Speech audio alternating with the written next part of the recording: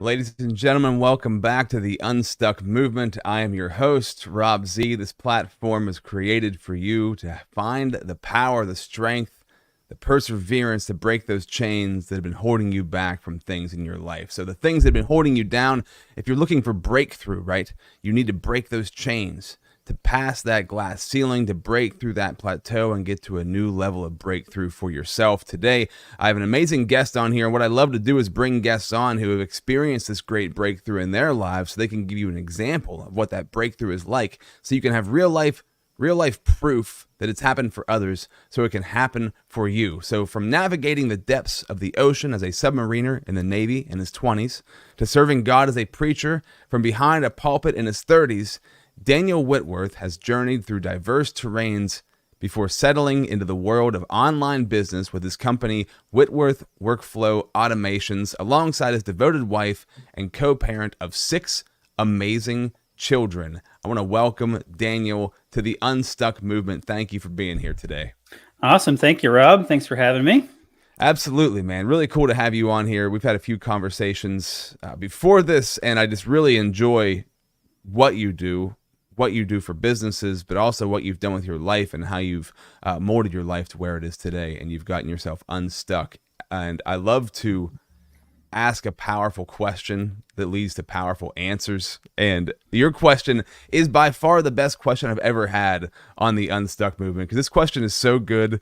And when I read it, I was like, man, it speaks to me because I've been there before. When you melt into the carpet, how do you clean it up?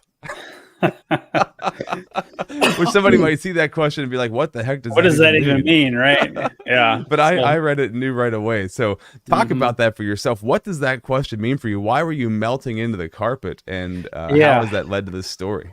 So yeah, those that have been there know what that means, but it was straight up depression. I was never clinically diagnosed or anything, but it was a time in my life when I literally just felt no purpose, no reason for existing, no hope for the future, just all that of like, why even go on? Can I just melt into this carpet and just dissolve into nothing? That was kind of how I felt at the time. And so what brought it on, I mean, totally first world problems, but you know what I always tell people, like, you know what?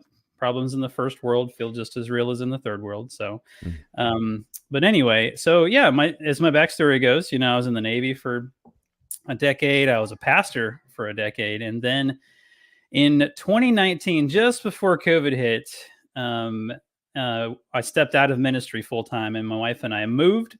So we did 3 things. I completely changed my career.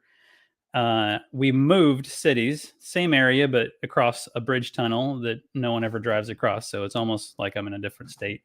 And then we also had our 6th and final baby around that time in 2020. And any psychologist will tell you that any one of those is a good trigger for depression. And I was like, I can handle 3 of them, baby, bring them. So I do love change, but I think that might have been too much for me. And so the major shift that happened for me what's cool is like when we talked about this podcast, I went back through my journal to try to remember like all of this stuff, because I'm the kind of person that I like to just put the past behind me and move forward. I don't like think about it. So I had to like go back and remember these things. And so really it was a lot of different things happened for me. The change in career went from me being a person of authority, of some sort of, influence. I had people that followed me, that listened to me every week as I preached, to suddenly being home, hanging out in my pajamas with 6 kids that don't listen to a word I say. So a major shift of just sense of significance, sense of importance, and all that totally flip-flopped there. Another thing that was happening was money was a challenge. So I went from having full-time income to now let's try this on our own. And so we did find success eventually, but there was certainly a period of time when it was questionable, when we're looking at the money running out. And so there's stress. My wife takes on money stress more than I do. But at the time, for me, I felt helpless because Mm. it wasn't just that we didn't have money coming, it's that I wasn't providing any of it. So just so people know, like when we switched to online business, it was her business. It was a nursing tutoring business. She's the nurse. I did some tech in the background, but really it was her. She was finally getting to be the provider to do the work, and I became the stay-at-home dad of 6 kids that we homeschool. And so there wasn't even a break in the day when they were gone.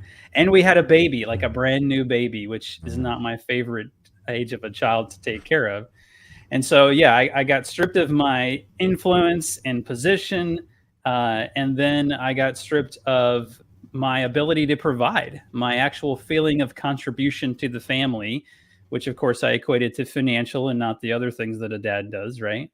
And then a third thing was changing, and I'll try to keep this PG. But basically, we were 6 kids in, and I didn't want to have a new one just yet.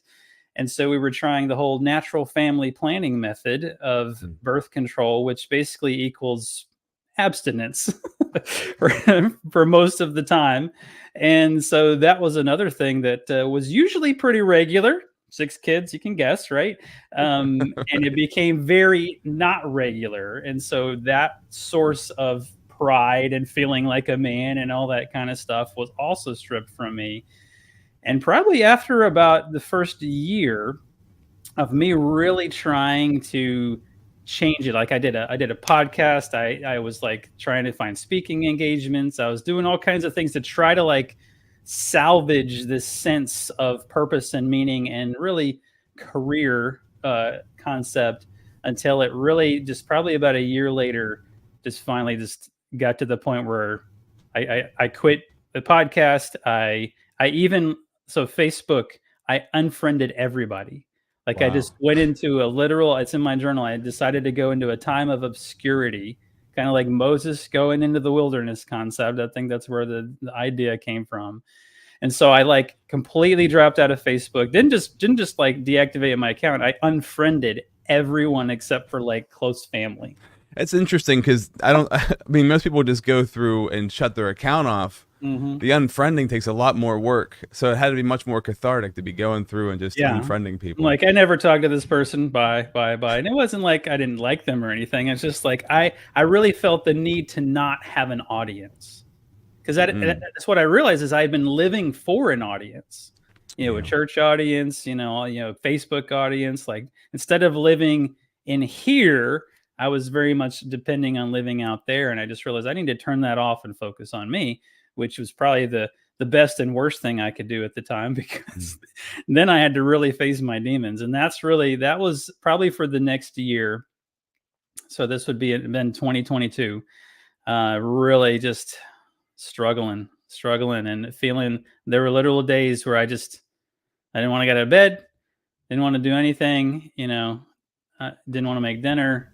I just would, we have a big beanbag chair in our den, and I would just go flop in that with my face down and just like dream of melting into the carpet.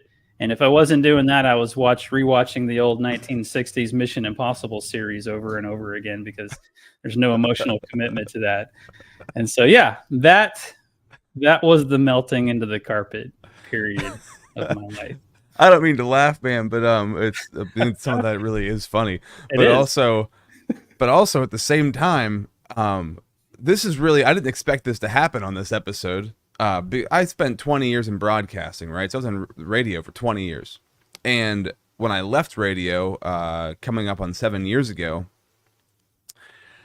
and over the course of the next maybe 2 or 3 years leading into the pandemic, I didn't realize, you said you had a need to not have an audience. Mm-hmm. And I've been going through that, man. The past like 2 years, I really I tried to reinvest myself in, because I left radio and then started the digital marketing company. Mm-hmm. And so I was like engulfed in like radio. So like people speaking and people listening to me and interacting, and then digital marketing. I was doing the podcast there, and I was also doing lots of videos for people and stuff like that. So I was so engulfed in it, and I was like, man, I don't want to have this audience anymore. I need to like totally disconnect from all of this. And I'm leading this into a question for you, because what happened was, as I totally like I disconnected from social media 3 or 4 times, and I was depressed when I was on social media, but then I was also kind of depressed when I was off of it. And I was like, what is happening to me? Like, what is going on here? Like, I feel a desire to not be putting myself out there, but then I also am sad that I'm not putting myself out there. It was like you said, like Moses in the wilderness. That's kind of what it was. Like, that's when I started this podcast. The reason I started this was I know I'm called to make content. I mean, I wouldn't have been in broadcasting for 20 years if I wasn't, right?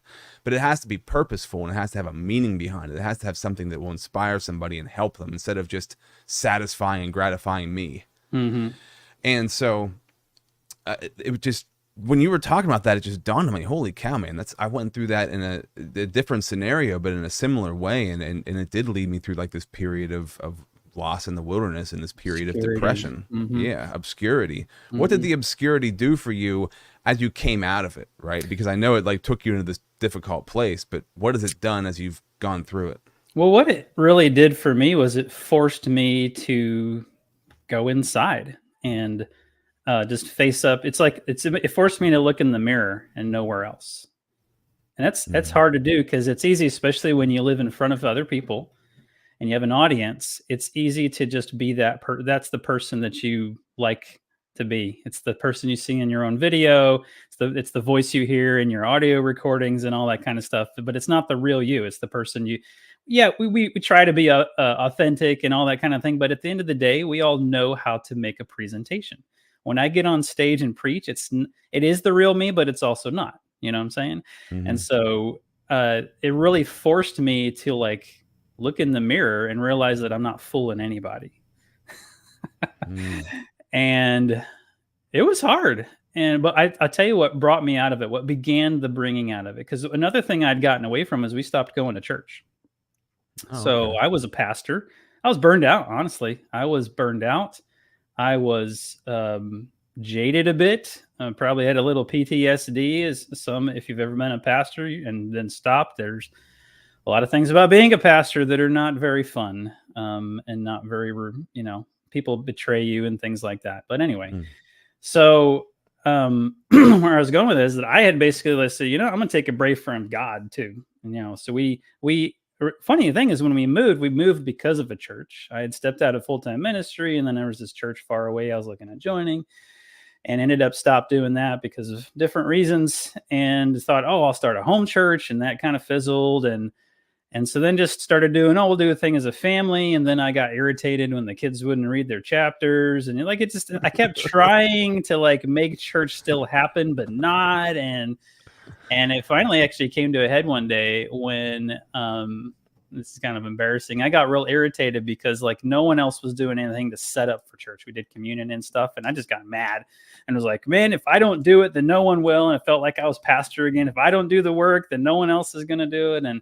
so I just like stormed out of the house and like drove off. And anyway, that kind of changed it. So then Nicole took over the duties, and eventually over the while, it just kind of fizzled into nothing. And so I wasn't in the Word. I wasn't talking to God. I wasn't in church or anything like that. And so it was really just me and my own misery. And what had happened is, so we had gotten involved in this. So this is kind of a business side thing. So we had gotten involved in this coaching program. So part of that, so going into online business for ourselves, involved investing in this coaching program called Flip Lifestyle. And that actually worked really well. Over 6 months, we grew our business from nothing to making a full-time income with it. Like, very awesome. We became friends with the coach. His name's Shane Sams. And in this community called Flip Lifestyle, there's a bunch of other people that are also starting online businesses. That's the whole point of it, is like helping you build and grow an online business. And so one of the other members of this community that had been promoted by our friend Shane was a guy that did a thing called Real Men 300. And it was an online men's group, ministry men's group. And so I think Nicole had told me about it at one point in time. And my wife's awesome. Just, she is a a saint. Like, she knows how to navigate these things, and she did a great job, honestly, of not pushing me, but also trying to, like, you know, nudge just enough so I wouldn't get upset and bite back, kind of thing. Mm-hmm. So anyway, she did this Real Men 300 thing, and probably months later, as the depression was just like getting worse and worse, I finally decided, you know what, I'll give it a shot. I'll give it a shot. So I went ahead and signed up. I'm kind of a little bit impulsive about things like that. And just like one day I was like, all right, I'll do it. Did it, paid for it. I'm in. And I started, and it started with a 30-day, like, get in the word challenge. And I did it. And there was like a journaling process and everything like that. And there was this men's group. We met every week. And it was just exactly what I needed. Just exactly what I needed to start there. It wasn't like an immediate, like, poof, I'm out of it. It was like, it was the beginning. It started the process of, getting out of this stuck position. And so, yeah, I definitely credit, and, the Lord knows what he's doing, and he orchestrates our steps even when we're not paying any attention to it. Right. And so, and now I'm not still in that group. It served its purpose for a time, and things like that. But that was the beginning of the getting unstuck, getting out of the wanting to melt into the carpet. It was really, what I really had to do, and I'm still doing it actually, even a few years later, is I had to basically rediscover my relationship with God. Is what it came down to, because I had this theology. I had this way of thinking about God that was very much tied into church and preaching and all this kind of stuff. And so I really needed almost this time in the wilderness, I think, to effectively disconnect from that concept of God and my relationship with that concept of God, and begin a journey that I still don't think is finished, that probably never will be, is discovering who God really is and what my relationship really is to him. And over the past few years now, since that moment with the Real Men 300, it's gone through many iterations. I've done some different exploring into Eastern meditation kind of stuff. And like, I've tried and explored different things to be like, all right, God, who are you really? And I'm still settling on that question, honestly. But I think that getting back to the fundamental question that I wasn't asking all that time that I was depressed was, God, who are you? And I think that's the fundamental question we all humans have to wrestle with at some point in time. And it comes at different phases. It comes in different circumstances. But I think if I really think about it, that fundamental question is the one that God had to put me through something so that I would ask that question instead of assuming I knew the answer. Man, fascinating. That's really, really good stuff. And thank you for sharing that. I appreciate also your vulnerability with all this, because that's really, it's refreshing, nice to hear, and lets the audience into like the process, because you went into like a lot of the process there of going through all that. Because, as you're going through difficult things and wilderness times in your life, it's like, am I ever going to come out of this freaking thing? Like, is this ever going to end?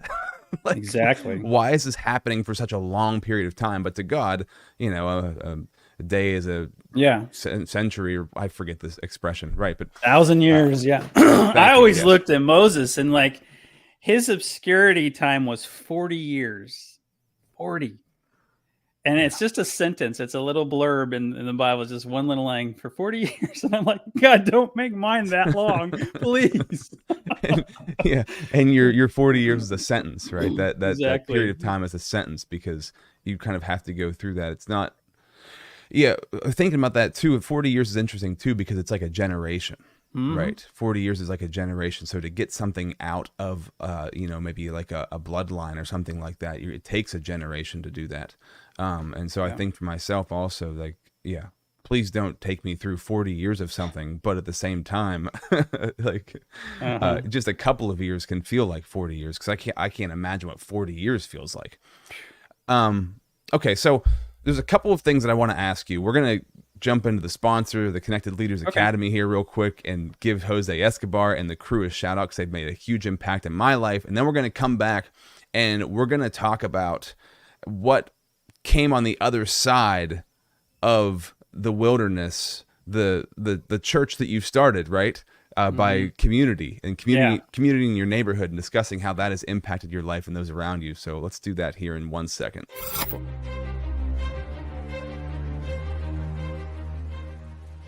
Hi, my name is Jose Escobar, and I'm the founder and CEO of the Connected Leaders Academy. We're a growing tribe, a community of entrepreneurs all over the world, globally, all across the country, high performers, titans of industry. If you're an entrepreneur and you're looking to grow personally and professionally, scale your influence, develop your skill sets, move the needle in your business, more clients, more money, more profit, the bottom line, and of course, grow your circle and your network like never before, this is where you want to be. Join the Connected Leaders Academy today. We are scaling massively. We want to welcome you in. Check me out on Instagram and on Facebook, the @ JAESCO25. We look forward to having you join us. Take care.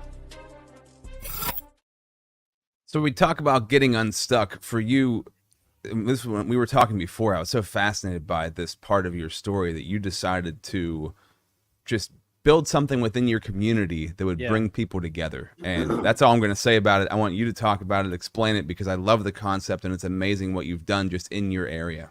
Okay, sure. So I got to back up a little bit. So I'm a pastor, right? I spent 5 years as an administrative pastor, which means I'm running everything, not doing the preaching, but I'm running everything. And then like 5 years into it, that pastor says, "Hey, here's the church. I'm leaving." It was more than that, but that's a short version. And I become the senior pastor. I'm preaching.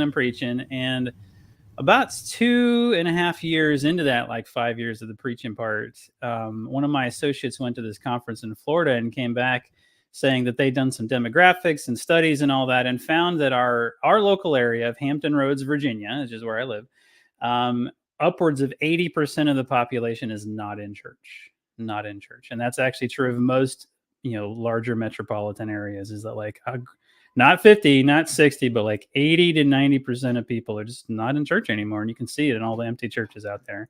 Yeah. And that just like hit me like a ton of bricks. It was especially because when you're in the world of church, you think like, oh, everybody kind of like goes to church. Yeah. That number, like that's 80 to 90% is like staggering. And not only that, because when you're working in church, like what's your goal? Your goal is to get people to come to your church, and you hold these events and you do all this stuff to be inviting and welcoming and all that kind of stuff. And it's like, well, that ain't working. That ain't working at all. And not only that, but so I'm an engineer, actually. I'll get into the business stuff later, but I'm an engineer by default or my nature. And I was like, well, this ain't working. And not only that, but it's like, well, then how are we reaching those people? And it broke my heart, honestly, which surprised me, because I had never felt myself as being a super evangelistic type of person. I was more of like, deal with the people who are believers and help them live right kind of mindset. But it surprisingly broke my heart that we have so many people out there that are just simply not being reached at all. Because guess what? The only way us churches know how to reach people is bring them on Sunday morning, invite a friend, all this stuff. And it's like, they're not coming. They're not coming. So how are they going to know about the good news? Right. And so that started a journey over the last 2.5 years of my ministry time of just deconstructing in my mind of like, what are we doing? What else is out there? How are we reaching people? And I had a conversation with a pastor friend of mine, and he connected me with this other guy. And it turns out there's this thing called missional community. And so I was like, oh, what's that? And so I started meeting with this guy. He gave me some books to read. And over the course of a couple of years, it got basically what missional community is instead of setting up a church on the corner and holding services on Sunday, you become a missionary to your neighborhood or your network. And the goal is not to get them to come to your church, like straight up not. The goal is for you to pretend in a way like you're in a foreign country and you don't have a church to bring them to. And what you can't do is you can't stand on the corner and preach at them. You have to acclimate yourself and become one of them so that you can slowly influence them by prayer and love and to ultimately see that they come to know Christ. And the process is like this, is that, Jesus said in John chapter 6 twice, He said, no one can come to me unless the Father draws them. And no one can come to me unless the Father enables them. This is that whole, where he's doing the eat my flesh and drink my blood speech. Mhm. And people start leaving, and his disciples are like, what's going on here? And he says that to them. And so if that's true, because we believe what Jesus says, then that means there's not a dang thing you and I can do to save anybody. Not a thing. We can preach perfectly. We can have a most absolutely perfect presentation of the gospel and present it to somebody. But if God has not unlocked their heart and drawn them to him, it won't work, because you and I can't change a heart. We can't save anybody. But God likes to use us in the process to be there and available when he does that. Okay. Mhm. And so the whole premise of missional community is not that I go out trying to preach at people. In fact, the topic of God and Jesus and any of that doesn't even come up unless they ask, because that's the other thing in the scriptures. Always be prepared to give a reason for the hope that you have when they ask. When they ask, because when they ask, guess what happened? Right. God unlocked their heart and drew them, right? Well, and it goes right to coaching too, because, in coaching, there's not really, you're guiding people towards answers for themselves. You guide them to ask the right questions to find the right answers for themselves. Yep. You can't force anybody to do anything or figure anything out. So the more that you try to do it, the less it's going to happen. Yeah, it's exactly the same kind of thing. Yeah. Yeah. So people are only ready to learn when they're ready to learn, not when you're ready to teach, right? Yeah. And so so I read some books and met some people and really got to a point where I just could not do the Sunday morning thing anymore. I was like, I'm just preaching to the choir, preaching to people who've been in church for 20 years and still can't articulate a thing from the scripture, because they're used to the passive, I call it the come, sit, listen, and leave approach to church. Come, sit, listen, leave. Maybe you feel something. And I realized that what I'm doing, all this stuff, I'm just entertaining them. Like it's not a whole lot different than watching a TV show. And now you can do your church on TV more than you could before. And so it's like, but it has no effect on your daily life. Anyway, I could go on and on about that, but I'm not going to. The point is that when we moved up to across the water, I felt I was like, hey, this is a nice neighborhood. It seems very small. It's quiet and, it's not busy and all that kind of stuff. And so I just got it in my head, like, well, the way you do a missional community is, well, you got to get people to like hang out with. And so we're just going to do a block party. And so we had a block party. I think it was on Memorial Day in 2022. Yeah. So I started this kind of in the middle of my depression, honestly, because I just felt like I was trying to do something. And I was pretty sure God wanted me to do this. And so I was like, hey, let's just start this process. So I started to have block party, burgers in the backyard, all that kind of thing. And what I was doing up until that point, one thing I was doing even during the depression time was I was going for regular walks. I was walking around my neighborhood like every morning for exercise and making a point to actually engage in conversation with anyone that I happened to see outside, which wasn't usually a whole lot of people, because people don't go outside and hang out in their front yards anymore.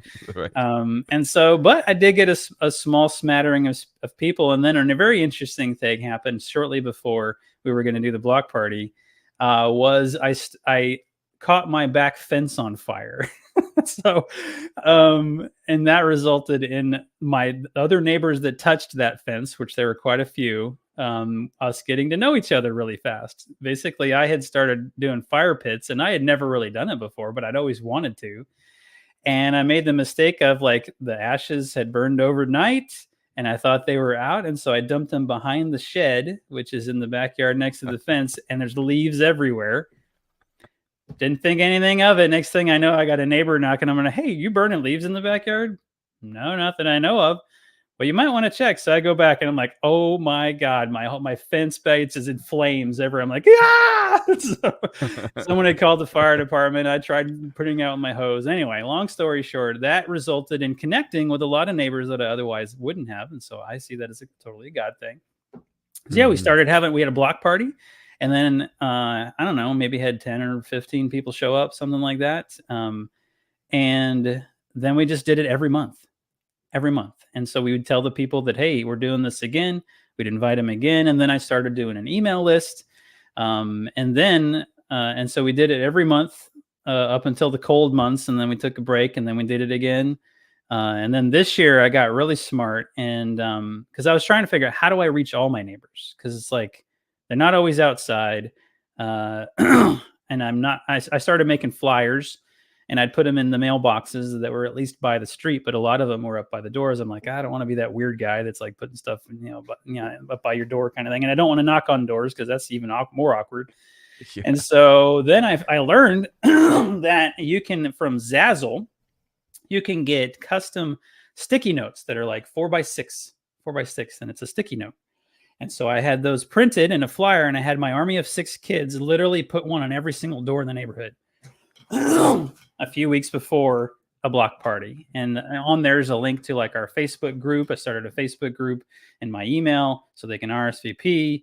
And so basically I've got the marketing down of actually trying to reach my neighbors. I'm not planning to do direct mail or anything like that. I'm just going to do this every time. And slowly over time is what the way this works.